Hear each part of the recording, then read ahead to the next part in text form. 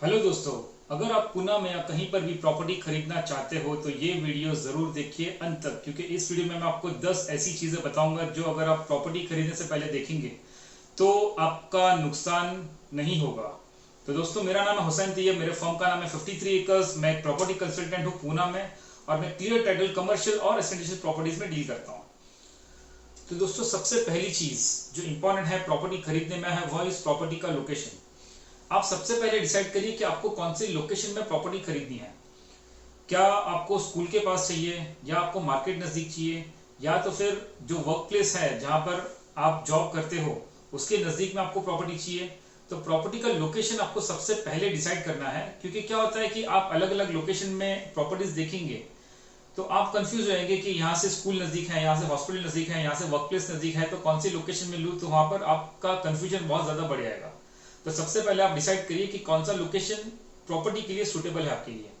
तो दोस्तों, दूसरी जो सबसे इंपॉर्टेंट चीज है कि आप क्या बजट में प्रॉपर्टी लेना चाहते हो वो आप डिसाइड करिए। लोकेशन के बाद आप बजट डिसाइड करिए। तीसरा है कि आपका मोड ऑफ पेमेंट क्या होगा, यानी कि आप पेमेंट किस तरीके से करने वाले हो। आपका लोन, आप लोन लेकर करने वाले हो, या फिर अगर आपका सेल्फ फंडिंग है, या तो फिर अगर आपका कोई प्रॉपर्टी है जो सेल करके आप नई प्रॉपर्टी लेना चाहते हो। तो मोड ऑफ पेमेंट बहुत ही इंपॉर्टेंट है, ताकि आप जब नेगोशिएट करने बैठेंगे ओनर के साथ में, अगर आपको कोई प्रॉपर्टी पसंद आ गई और आप ओनर के साथ बैठेंगे नेगोशिएट करने के लिए, तो आपको पता होना चाहिए कि आप उसका पेमेंट किस तरीके से करने वाले हो।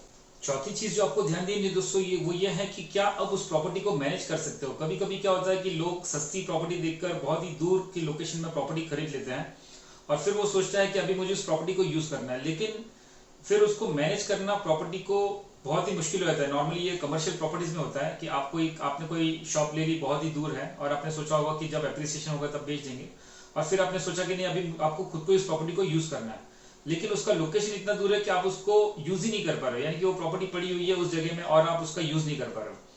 पांचवी चीज जो आपको ध्यान देनी है वो ये है कि अगर आपको खुद को अपनी प्रॉपर्टी को रेंट आउट करना है तो क्या आप खुद से या किसी ब्रोकर की मदद से उस प्रॉपर्टी को रेंट आउट कर सकते हो।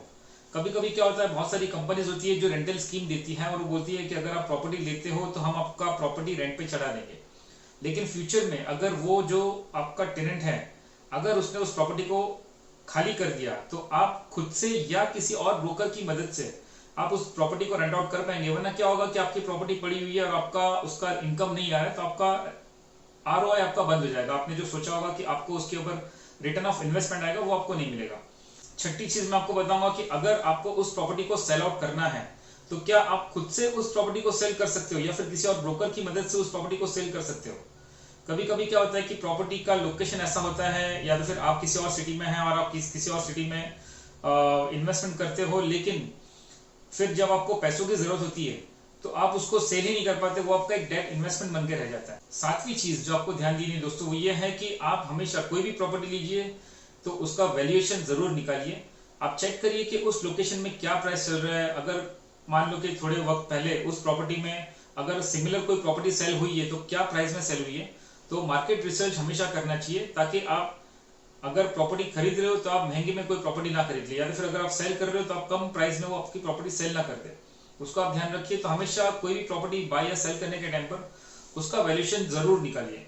आठवीं चीज जो आपको प्रॉपर्टी लेने के टाइम पर देखनी चाहिए कि आपको उस प्रॉपर्टी का इंस्पेक्शन जरूर करना चाहिए, यानी कि प्रॉपर्टी के अंदर क्या कोई लीकेज है, या तो फिर कोई आगे जाके कोई रिपेयरिंग का खर्चा होने वाला है।